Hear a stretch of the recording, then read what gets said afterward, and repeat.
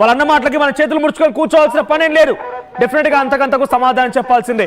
ఈ పాకిస్తాన్ ప్రధాని పాకిస్తాన్ ఉగ్రవాదులను ప్రతినిధిగా మారిపోయి వాళ్ళందరికీ అక్కడేదో వాళ్ళందరూ చనిపోయి వాళ్ళేదో ప్రజాసేవ చేసినట్టుగా విదేశాల్లో తమ మార్కు చూపించినట్టుగా ఏదోపరి దేశాన్ని ఉద్ధరించిన వ్యక్తుల్లాగా పాకిస్తాన్ జాతీయ జెండా వాళ్ళ ఒంటిపై కప్పేసి వాళ్ళకి ప్రార్థనలు చేస్తూ వారందరి కోసం కొంత నివాళులు అర్పిస్తున్నారు. అంటే ఇట్లా దీన్ని బట్టి ఏం చూడాలి మనం, ఉగ్రవాదులకి మద్దతుగా నిలుస్తున్నాడు పాకిస్తాన్ ప్రధాని. పాకిస్తాన్ ప్రధాని కాదు, పాకిస్తాన్ ఉగ్రవాదుల ప్రతినిధి. అడలో తప్పేమైనా ఉందా? రాత్రి వాళ్ళు నిద్ర పట్టడం లేరు, పిచ్చి పట్టులు తిరిగినట్టుగా రాత్రంతా తిరుగుతూ ఉన్నారు. కరాచీ, ఇస్లామాబాద్, రావల్పిండి, లాహోర్, ముల్తాన్, ఫైసలాబాద్, సియాల్కోట్ ఈ ప్రాంతాలు ఎక్కడ చూసినా కూడా రాత్రంతా పిచ్చి పట్టులు తిరిగినట్టుగా. చూడండి విజువల్స్ అని మీరు చూస్తున్నారు కదా. సియాల్కోట్ లో, లాహోర్ లో, ఫైసలాబాద్ లో, ఆ తర్వాత మరికొన్ని ప్రాంతాలు ఇటువంటి సినారీ నెలకొండి రాత్రంతా మెలుకుతున్నారు. ఎందుకు తెలుసా? ఆపరేషన్ సింధూర్.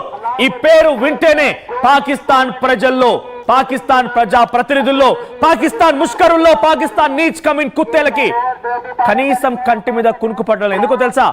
ఆపరేషన్ సింధూర్ అది మే 7, 2025. ఎప్పుడు కూడా జీవితంలో ఇకపైన అటు పాకిస్తానీలు మర్చిపోరు. చరిత్రలో ఎప్పటికీ నిలిచిపోయేటువంటి దినం అది. ఎందుకంటే అర్ధరాత్రి 1:44 సమయానికి ఒక్కసారిగా అంతా అక్కడికి వెళ్ళిపోయి అక్కడ ఒక భారీ స్ట్రైక్ ని, సర్జికల్ స్ట్రైక్ ని అక్కడ తెరలేపారు. 25 నిమిషాలే.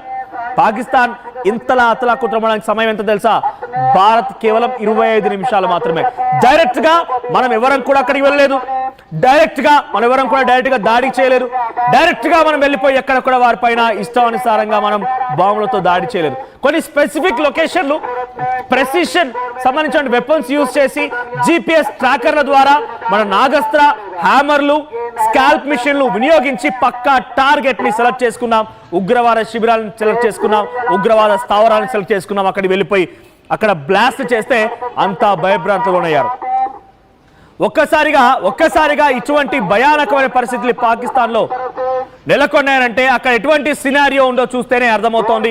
సో ప్రెసెంట్ ఎటు చూసినా కూడా పాకిస్తాన్ కి బెంబెలెత్తిపోతోంది, పాకిస్తాన్ అల్లాడిపోతోంది. పాకిస్తాన్ కి ఏం చేయాలో కూడా దిక్కుతోచలేదు.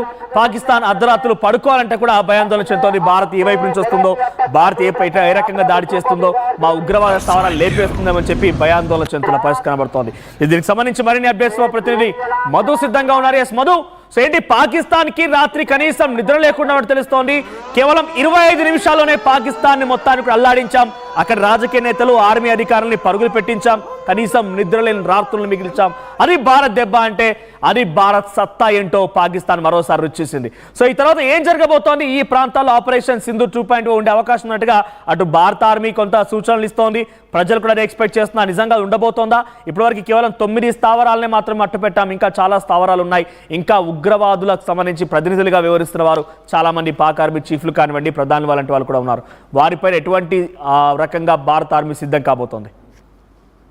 ఆల్రెడీ ఇప్పటికే నిద్ర ఉండట్లేదు, రాత్రిపూట రోడ్ల మీద తిరుగుతున్నారు. కొద్దిసేపటి క్రితం లాహోర్ లో కూడా సైరన్లు విడిపించడంతో ప్రజలంతా రోడ్లపైకి పరిగెత్తుకుంటూ వచ్చారు. ఇప్పుడు ఉదయం పూట ఈ సమయంలో కూడా మొత్తం రోడ్డు మీద ఉన్నారు. జనరల్ గా సాధారణ భయంతో వాళ్ళంతా కూడా వణికిపోతున్నటువంటి సిచ్యువేషన్ ఉంది. ఆపరేషన్ సింధూర్ తర్వాత 9 ప్లేసెస్ లో అటాక్ చేసిన తర్వాత ఇంకా చాలా ఉగ్రవాద స్థావరాలు ఉన్నాయి. ఇప్పటికే పాకిస్తాన్ ప్రభుత్వము, పాకిస్తాన్ ఆర్మీ ఉగ్రవాదులను సేఫెస్ట్ ప్లేస్ కు పంపించారు. సేఫెస్ట్ ఏరియాలో వారిని ఉంచుతున్నారు. బంకర్లలో, కొండ ప్రాంతాలలో సేఫెస్ట్ ఏరియాలో వాళ్ళు ఉంచుతున్నారు. ఆ సమాచారం తెలుసుకునే ప్రయత్నంలో భాగంగా ఇంటెలిజెన్స్ పనిచేస్తా ఉంది. మన ఇంటెలిజెన్స్ ఆ సమాచారం తెలియగానే ఆ ప్రాంతాల్లో కూడా అటాక్ చేయడానికి సిద్ధమవుతుంది. కొద్దిసేపటి క్రితం లాహోర్ సంబంధించినటువంటి ప్రాంతంలో సైరన్లు వేయడంతో రోడ్డుపైకి వచ్చారు. భయంతో, ఆందోళనతో రోడ్డుపైకి వస్తున్నటువంటి సిచ్యువేషన్. అక్కడ కూడా ఒక డ్రోన్ పేలింది. ఆ డ్రోన్ పేల్చడంలో ఎవరు పేల్చారో, ఆ డ్రోన్ ఎక్కడి నుంచి వచ్చింది అనేటువంటి సమాచారం తెలవాల్సినటువంటి అవసరం ఉంది.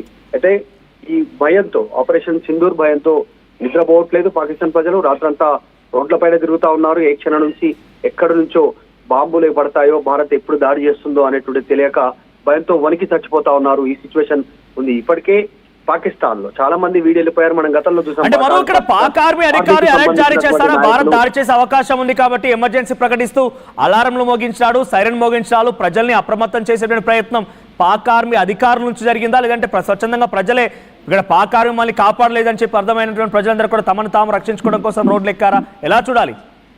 అంటే బాంబ్ డిస్పోజల్ కి సంబంధించినటువంటిది అంబులెన్స్, తర్వాత సైరన్స్ తో పాక్ ఆర్మీ అలర్ట్ చేసే ప్రయత్నం చేస్తా ఉంది. ఏ క్షణంలోనైనా దాడి చేసే అవకాశం ఉందని. కానీ ప్రజలు కూడా భయాందోళనలో ఉన్నారు. ఎందుకంటే పాకిస్తాన్ పైన నమ్మకం లేదు, ప్రభుత్వం పైన, ఆర్మీ పైన, అక్కడ ఉన్నటువంటి వారి పైన. ఎందుకంటే పాకిస్తాన్ ఆర్మీ ఆ పై అధికారులు వారి కుటుంబ సభ్యుల్ని సేఫెస్ట్ ఏరియాకి తరలించారు, విదేశాలకు పంపారు. కొంతమంది ఇంకా కనపడట్లేదు, హైయర్ అఫీషియల్స్, ప్రభుత్వంలో ఉన్నవారు, ఆర్మీలో ఉన్నవారు. ఆర్మీ చీఫ్ మునీర్ ఎవరైతే ఉన్నాడో వాడే ఇంతవరకు కనపడట్లేదు. వారి వ్యూహమా లేకుంటే నిజంగానే భయంతో వణికిపోతా ఉన్నాడా తెలియదు, కానీ ఇంతవరకు కనపడట్లేదు. పాకిస్తాన్ పైన ఆపరేషన్ సింధూర్ పేరిట భారత్ అటాక్ చేసినాక ఇంతవరకు నోరు విప్పలేదు మునీర్, ఆర్మీ చీఫ్ పాకిస్తాన్ కి సంబంధించి.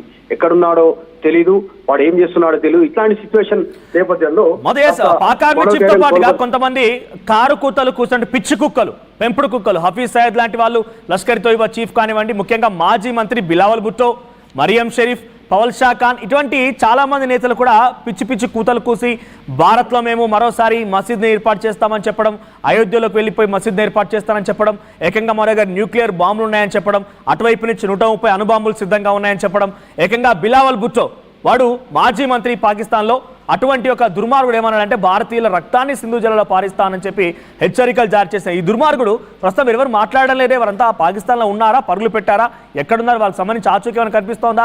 ఈ ఆపరేషన్ సింధూర్ తర్వాత కనీసం రెస్పాండ్ కాలేదు ఎక్కడ కూడా వాళ్ళంతా. నిన్న చేసినటువంటి దాడులలో 9 అటాక్స్ తో దాదాపు 200 మంది ఉగ్రవాదులు చనిపోయినట్టుగా, వారికి సంబంధించినటువంటి అణువులు ఫాలోవర్స్ చనిపోయినట్టుగా చాలా స్పష్టంగా పాకిస్తాన్ సంబంధించినటువంటి అధికారులే ధృవీకరించినటువంటి సిచ్యువేషన్. అధికారిక లాంఛనాలు చేస్తా ఉన్నారు. ఇక తర్వాత దాడులు జరిగిన తర్వాత రెస్పాండ్ అవ్వడానికి, కనపడడానికి, వాయిస్ ఇవ్వడానికి ఎవరు కానీ ముందుకు రావట్లేదు. భయంతో వరికి చచ్చిపోతా ఉన్నారు పాకిస్తాన్ కి సంబంధించినటువంటి ఉగ్రవాద మూలాలు ఉన్నటువంటి వారు, తర్వాత ఆర్మీకి సంబంధించినటువంటి అధికారులు. మనం చూసాం గతంలో యుద్ధం జరిగినప్పుడు ఒకసారి కూడా సేమ్ ప్రధానిగా వాజ్పేయి ఉన్నప్పుడు అమెరికాతో రాయబారం పంపించే ప్రయత్నం చేసింది పాకిస్తాన్, మేము అణుబాంబులు ప్రయోగిస్తామని. ఇప్పుడు ఎట్లయితే కారుకూతలకు వస్తా ఉందో అప్పుడు అలాగే అలాంటి వ్యాఖ్యలు చేశారు. ఆ సమయంలో దానికి సమాధానంగా అమెరికా ప్రతినిధికి వాజ్పేయి చెప్పినటువంటి అంశం, ఈ రోజు సాయంత్రం 7 గంటల లోపల ఆ ప్రకటన వాపస్ తీసుకోకపోతే రేపు ఉదయం సూర్యోదయాన్ని పాకిస్తాన్ చూడదనేటువంటి ఒక స్టేట్మెంట్, ఒక గట్స్ ఉన్నటువంటి స్టేట్మెంట్, ఒక డేర్ స్టేట్మెంట్ ఆ కాలంలోనే వాజ్పేయి ఇచ్చారు. సో అప్పుడు తోక ముడిచింది పాకిస్తాన్. ఇప్పుడు అలాగే మాటలు మాట్లాడుతుంది, కానీ ఏం చేయలేనటువంటి సిచ్యువేషన్. పేద ప్రజల పైన, బార్డర్ లో ఉన్నటువంటి ఎల్ఓసి బార్డర్ ప్రక్కన ఉన్నటువంటి వారిపైన కాల్పులో చేస్తా ఉంది మోటార్ షెల్స్ ద్వారా, దాని ద్వారా ఇళ్లపైన దాడి చేస్తా ఉన్నటువంటి సిచ్యువేషన్. దీనికి కూడా దీటైన జవాబు ఎదుర్కొంటుంది పాకిస్తాన్ త్వరలోనే. ప్రస్తుతం ఆర్మీ అధికారులే కనపడకుండా పోతా ఉన్నారు, ప్రజలంతా రోడ్ల మీద నిద్ర లేకుండా తిరుగుతా ఉన్నారు. రైట్ మను, సో మొత్తం మీద ఆపరేషన్ సింధూర్ పేరిట భారత్ చేసిన దాడికి గాను పాకిస్తాన్ అల్లాడిపోతోంది. ఆపరేషన్ సింధూర్ ఇది భారతీయ ప్రజలు గర్వంగా చెప్పుకోదగ్గటువంటి ఒక ఆపరేషన్. ఈ ఆపరేషన్ తోనే కనీసం పాకిస్తాన్ ప్రజలకి రాత్రులు నిద్ర లేవు. రాజకీయ నేతలైతే పరుగులు పెట్టారు, ఏకంగా ఆర్మీ చీఫ్ కూడా పరుగులు పెట్టాడు. సుమారుగా 2 రోజులకు పైగా ఆయన ఎక్కడున్నారో కూడా కనిపించడం లేదు. ఆయన ఏకంగా తన కుటుంబాన్ని కూడా దేశం దాటించేశారు. ఇక్కడితో సరిపోదన్నట్టుగా పాకిస్తాన్ ఇంకా కవ్వింపు చర్యలకు పాల్పడుతూనే ఉంది, ఇంకా ఇంకా పిచ్చి పిచ్చి కూతలు కూస్తూనే ఉంది. ఇప్పటికే గతంలో భారత్ ఒకసారి హెచ్చరించింది, ఆప్ లోగ్ కల్కా సూరజ్ నహీ దేఖ్ పాయేగే, రేపటి రోజున ఉదయాన్నే సూర్యుని మీరు చూడరు. ఇటువంటి రాత్రులనే ప్రస్తుతం పాకిస్తాన్ గడుపుతోంది. ఇటువంటి సిచ్యువేషన్ నే పాకిస్తాన్ ఎదుర్కొంటోంది. ఆ భారత ఆర్మీ చేసినటువంటి ఆపరేషన్ సింధూర్ తో ఒక్కసారిగా పాకిస్తాన్ అల్లాడిపోయింది, పాకిస్తాన్ షేక్ అయిపోయింది. రాత్రుల్లో పిచ్చి పట్టినట్టుగా, పిచ్చి కుక్కలు తిరిగినట్టుగా రాత్రంతా తిరుగుతూనే ఉన్నారు. పాక్ ఆర్మీకి సంబంధించిన చీఫ్ కనిపించడం లేదు, ఏకంగా ప్రజలంతా అయోమయంలో లోనవుతున్నారు. అక్కడే ఆర్మీ మొత్తం కూడా అయోమయంలో లోనవుతోంది. ముఖ్యంగా మీకు కనుక గతంలో ఆర్టీవీలో ఎప్పటికప్పుడు అప్డేట్స్ అందించే క్రమంలో కొన్ని పేర్లు చెప్పాం. మరియం షరీఫ్ పంజాబ్ ప్రావిన్స్ సంబంధించిన ముఖ్యమంత్రి ఏమన్నారు తెలుసా? ఒక మహిళా నేత, మాజీ ప్రధాని నవాజ్ షరీఫ్ కూతురు ఏమన్నదో తెలుసా? మా దగ్గర అణుబాంబులు ఉన్నాయి, మా దగ్గర అణుబాంబులు